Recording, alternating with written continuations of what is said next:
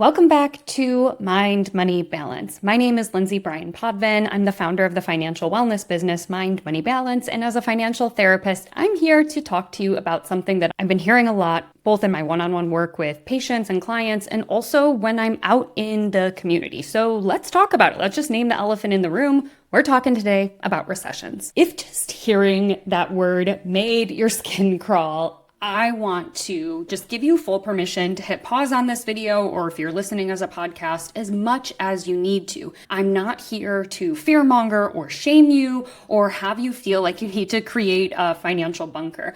As a nearly 40-year-old, I can tell you that I have survived a few recessions, but the one that I'm most familiar with is the Great Recession because I graduated from college right into it. So I have experienced it. I'm here on the other side of it, and I'm here to tell you, you can get through it. You will get through it, and there are different ways that we can prepare ourselves so that we weather the storm a little bit better. I'm here to break down what recessions are, how to prepare, and how you can navigate through them with as much confidence as possible, and to understand that recessions are a natural, normal part of the economy. I'm going to break this into a couple of sections so you can hit pause as needed. First, I'm going to do a little history lesson about what a recession is and how to understand it. I'm going to talk about some bad advice that tends to come out anytime we're heading into is this a recession waters, how to not prepare for a recession or red flags that you should be avoiding, and then finally, the ways to prepare for a recession in both the way you feel, aka your emotions, and also the way to prepare financially. Let's start with what a recession is. Now, there's no agreed upon consensus for defining a recession,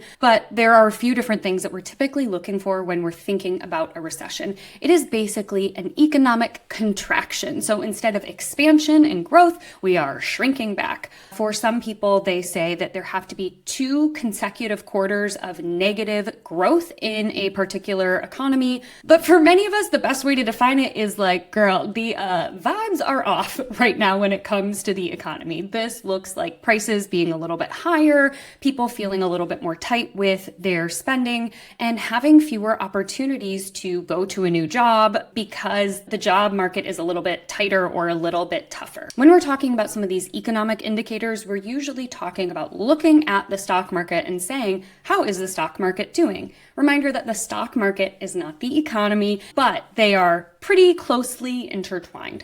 So when it comes to whether or not we're experiencing a recession, usually we're looking for 2 consecutive quarters of things not growing, so stagnating or dropping. When it comes to the stock market, a bear market is a term you might be hearing a lot right now, and it is when a stock index drops by 20% compared to its last peak. Usually when we see that type of drop, that is when economists are saying, ooh, we are heading into a recession, or when we experience these highs and lows like pretty close together in the stock market, that's usually another indicator of a recession because it tells you that investors are a little bit spooked and they are buying and selling and buying and selling and buying and selling. The 2008 recession was one of the worst economic downturns we've experienced in the United States since the Great Depression.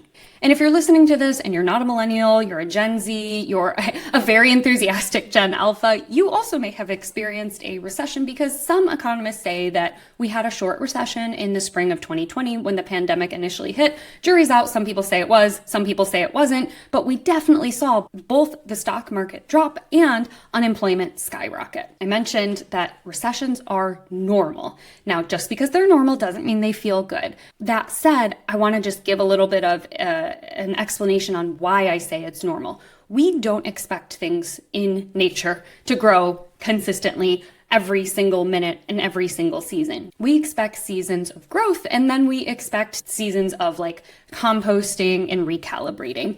And this happens in the economy too. So it tends to grow for about 8 years and then tends to slow down for about 1 year.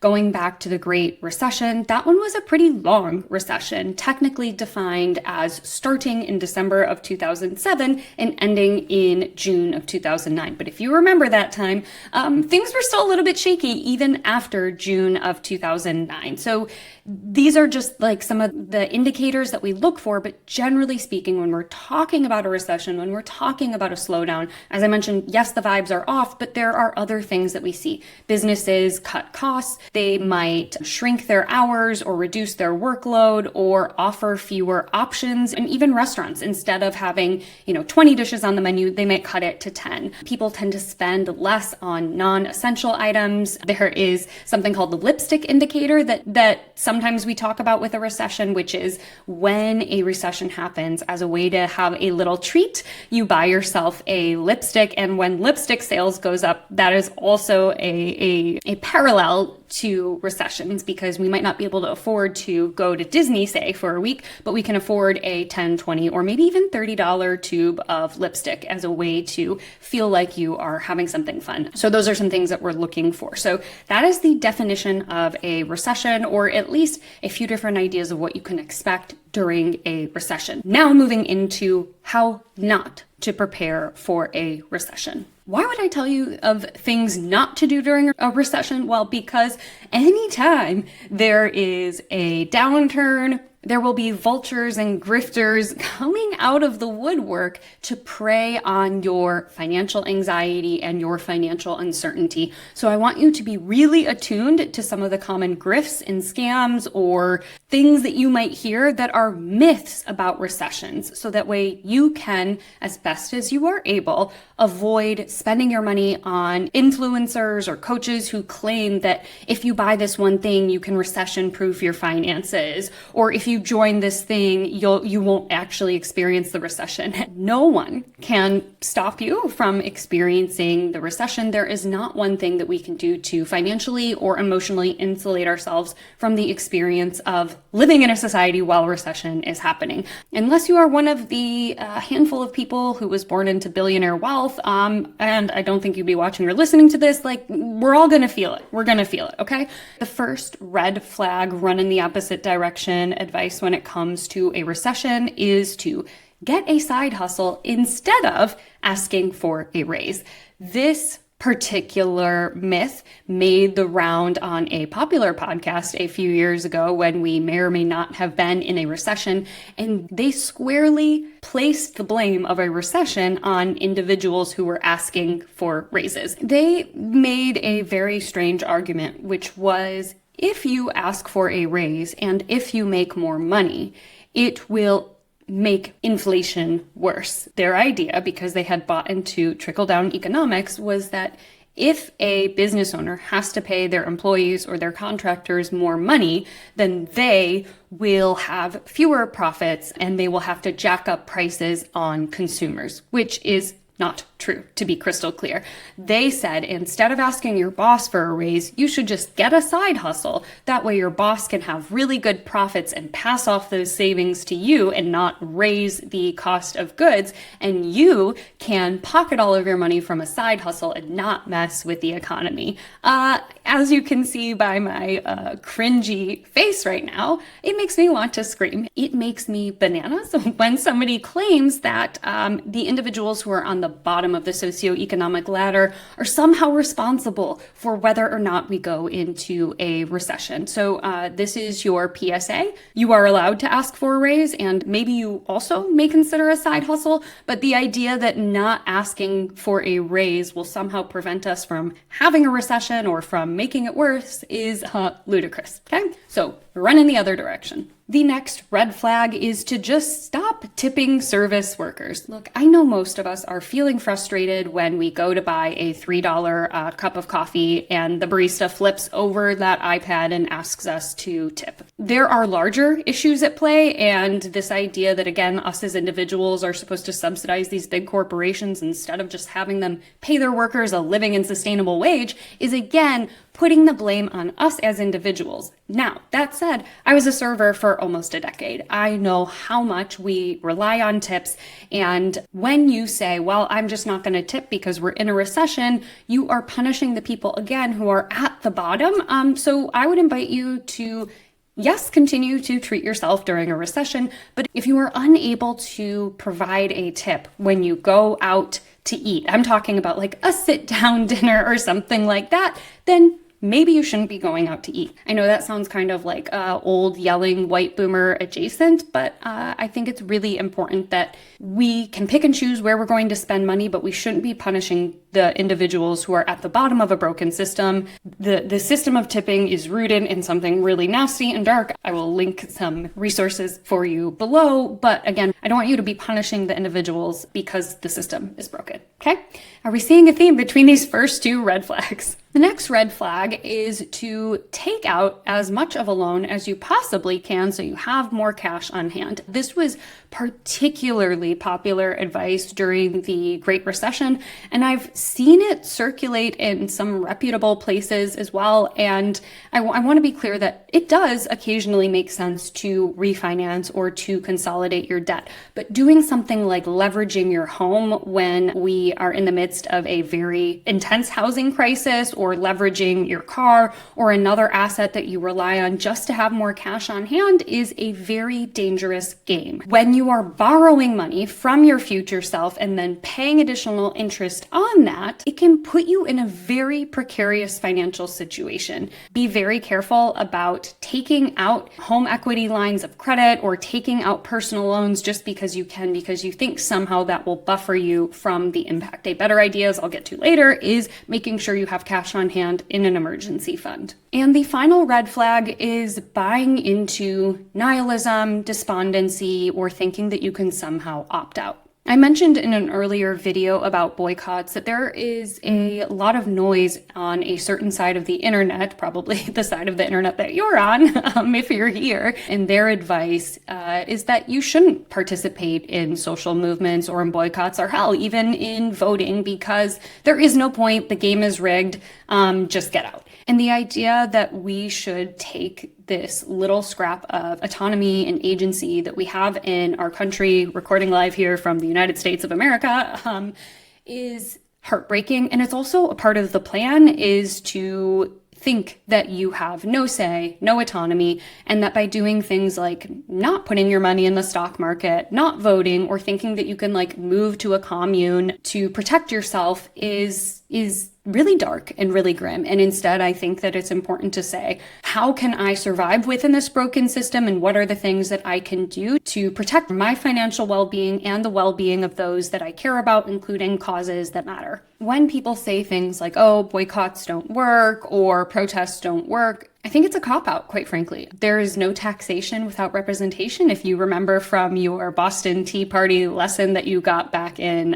middle school or high school. But reminder that the Boston Tea Party was a result of tariffs. They were frustrated with the amount of tariffs, and so they revolted, and the Boston Tea Party happened. When it comes to boycotts, you can watch that whole video about it. I've got lots of data and ways to participate and proof that actually where you spend or don't spend your dollars makes a difference. And, telling somebody, don't call your representatives, don't vote, don't bother, just instead, let's like burn it all down, because if we didn't live in the system, then we wouldn't have recessions, is also grim.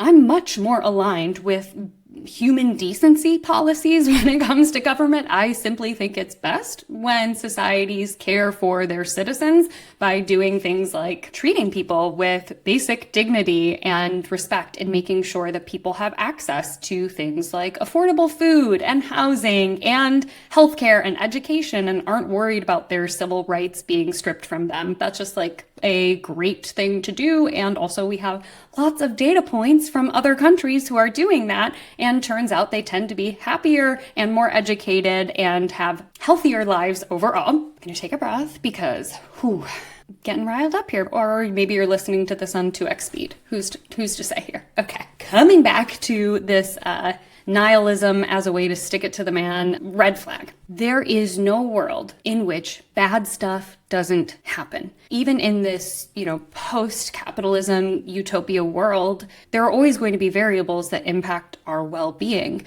If we are thinking about like living off the land in a group that is like very entrenched and enmeshed with one another, that's a beautiful idea. And also, there will be times where crop yields are decimated, where a virus breaks out, and other variables that would again have this like expansion and contraction time. There is no world in which abundance is just this upward linear trajectory. So I think it's important to, yes, believe that there is a way in which we can shift the world and shift the future that is better aligned with human dignity and respect. And it does not mean giving up the scraps of power that you have as a way to stick it to the man. Okay?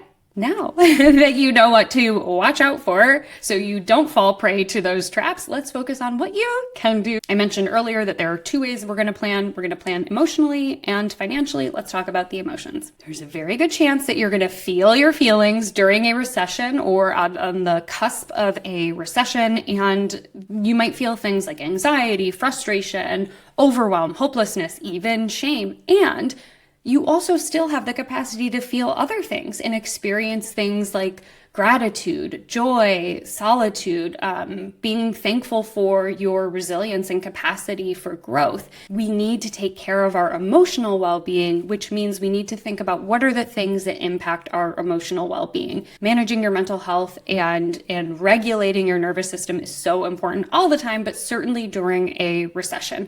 With this anxiety over the stock market, I want to tell you right now to take a breath and actually look at your retirement accounts less during a recession. Honestly, maybe peek out at quarterly, but if you're not going to retire within the next 10 years, I honestly don't want you thinking about it, because our natural reaction when you see a dip or when you see money going down is to panic and say, oh my gosh, I'm losing my money, I'm losing my money, I'm losing my money, and leave the stock market. So move where your funds are in your 401k or 403b, your Roth IRA, from your investments, hopefully diversified in a low-cost index fund, and move them into something that seems safe, like cash. It makes sense from an emotional reason that we would want to react. We would have that type of reflex, but financially, it actually does not make any sense at all. Let's talk about why staying invested during a market crash and riding it out is so much better for you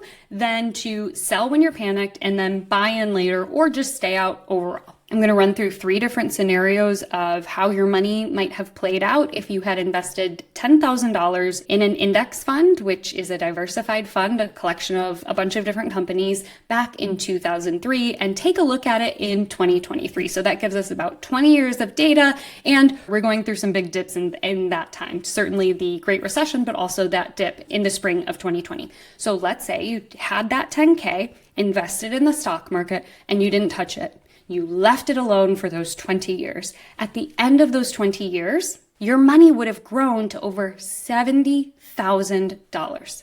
Let's go back and say you panicked during the crash, you cashed out, kept your money in cash for about a year, and then as things started to get better, you moved your money back in. So you just left the stock market for 1 year. Same thing, 10K, but you pulled that money out and put it back in. In 20 years, you would have had about 42K, which is much better than, just breaking even, but not as exciting as that $70,000 number that I mentioned earlier. Now, let's imagine you heard all the talking heads talking about a recession, you hadn't experienced it before, you let your emotions drive your decision, and you said, I'm getting out of the market, I'm keeping it in cash.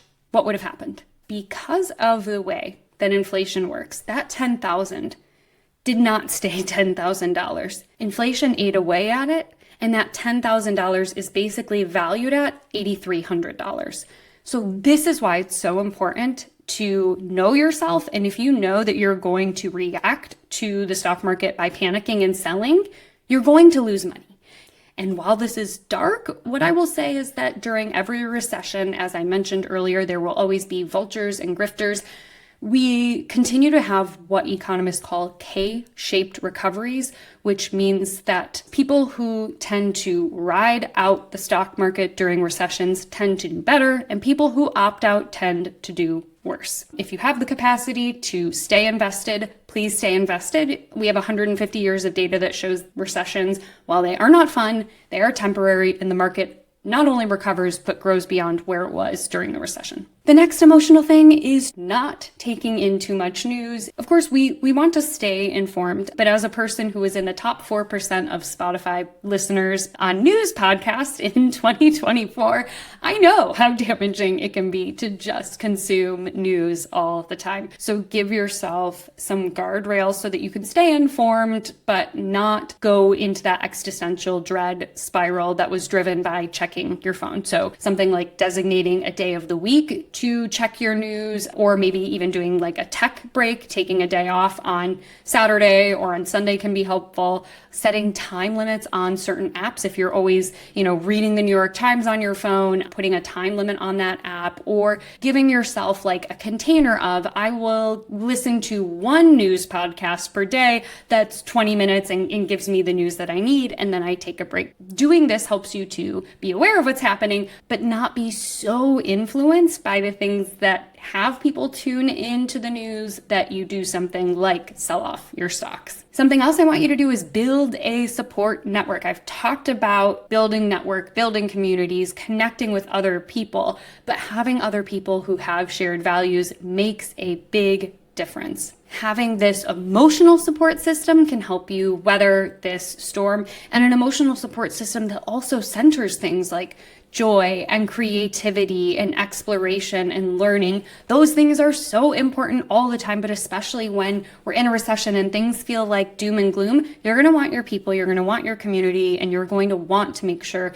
that you take care of your emotional well-being. Financially, what are we doing here? We're going to bulk up your emergency fund. We're going to stock up on goods when it makes sense. We're going to pay down high interest debt, dial back on non-values aligned spending, update your resume, connect to other people in your network, look into mutual aid, your community, get government assistance if you are eligible for it and qualify, and find and use third spaces. Okay, first and foremost, you're going to want to bulk up your emergency fund. I have an entire video about emergency funds, so I will make this really short and really sweet, which is save more money than you think you might need to, especially if we are heading into a recession. I know there's so much noise about how much you need, but you need to not only know what you're saving for, but also add on any sort of specific tool that you can that makes it easier to save money. So specify what you're saving for, in this case, an emergency fund, which is, again, money set aside in case of an emergency, and then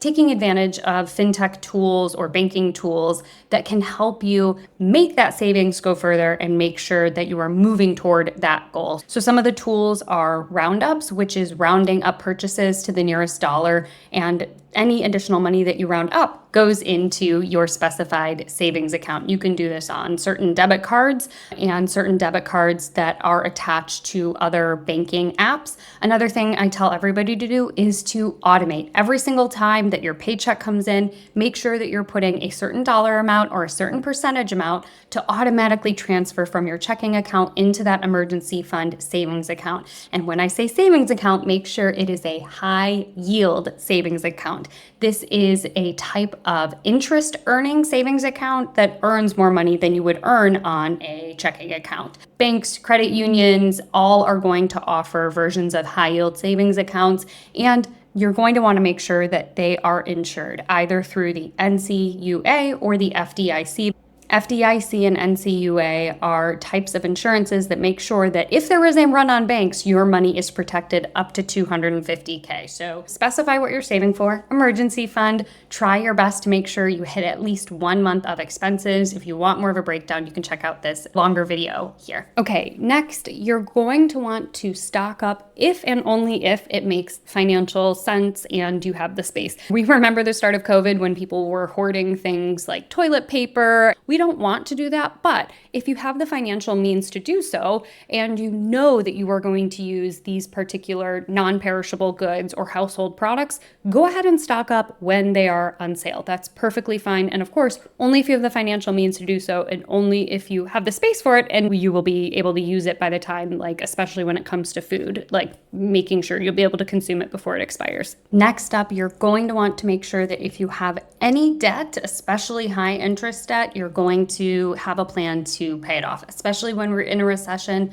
we want to reduce those expenses as much as possible. And when it comes to debt, where you're paying money on borrowed money, this is the type of expense we want to get rid of. Now, I'm a contrarian because I said earlier that I need you to focus on an emergency fund. I do. I think the emergency fund and cash on hand is the priority. And then later, you can focus on repaying your debt. Now, the reason that this is a contrarian take is because a lot of people will say, no, pay down that high interest debt first. But I would rather have you have cash on hand as a cushion versus worrying about paying back a lender as your first priority. So no matter what you're going to do, if you have any consumer debt, here is the plan. You're going to organize your data and you're going to decide, what way do I want to strategize to pay down these debts? When I say organize your data, you're going to want to get how much you owe. That's your minimum payment that you have to do every single month. 2, how much total you owe on that particular debt. And 3, what is the interest rate? These things are going to come in handy when it comes to how to pay it off, or step 2, which is choosing a debt repayment strategy. There are 3 different ways I help clients approach debt repayment. One is the snowball method, one is the avalanche method, and one is the emotions-based method. With all of these, you are making at least the minimum payment on all of your debts, but then throwing any additional money that you have toward one of these 3 options. Option 1, snowball, you pay the smallest total debt first. That's this one on the beginning of the flowchart.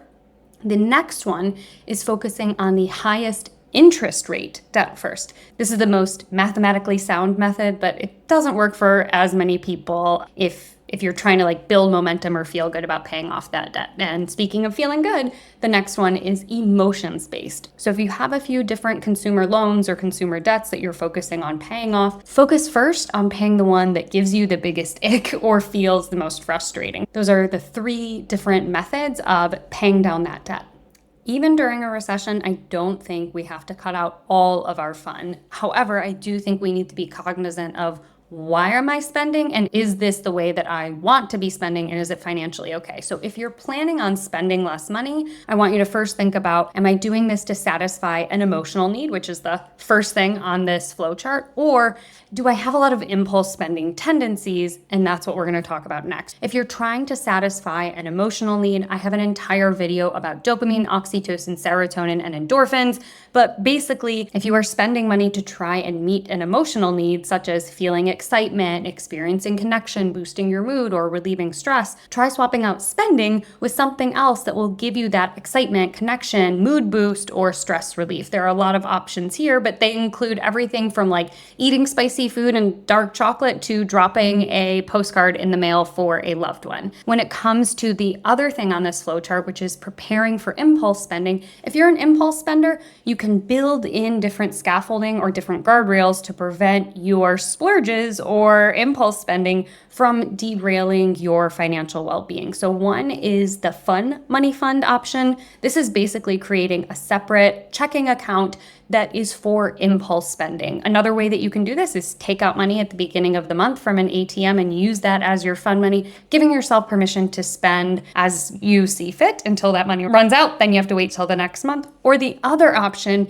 is to hit pause before you hit purchase. So this works really well if you are an online shopper. You have to give yourself some sort of freeze period. A lot of people say 24 hours. I like to tell you to wait a few days and really think about, is this something that I really want right now? Is it going to matter to me in a week? Is it going to matter to me in a month? Do I have something else that I can use instead of this thing? So giving yourself a little bit of time and space before you hit purchase is a great choice. So as we are pulling back our spending, we're also just being more intentional, and that's what this flowchart's all about. Updating your resume and connecting with your network is so important. I don't mean this to scare you oh, you need to be on the job hunt right now, but it's much easier if your job is impacted or your industry is impacted to make sure that your resume is up to date and that you're connected with people in your industry before you actually need to lean on it. Next, mutual aid, government assistance, if it still exists. But if your income drops or if your financial situation changes, having other resources that you can use and lean on is imperative.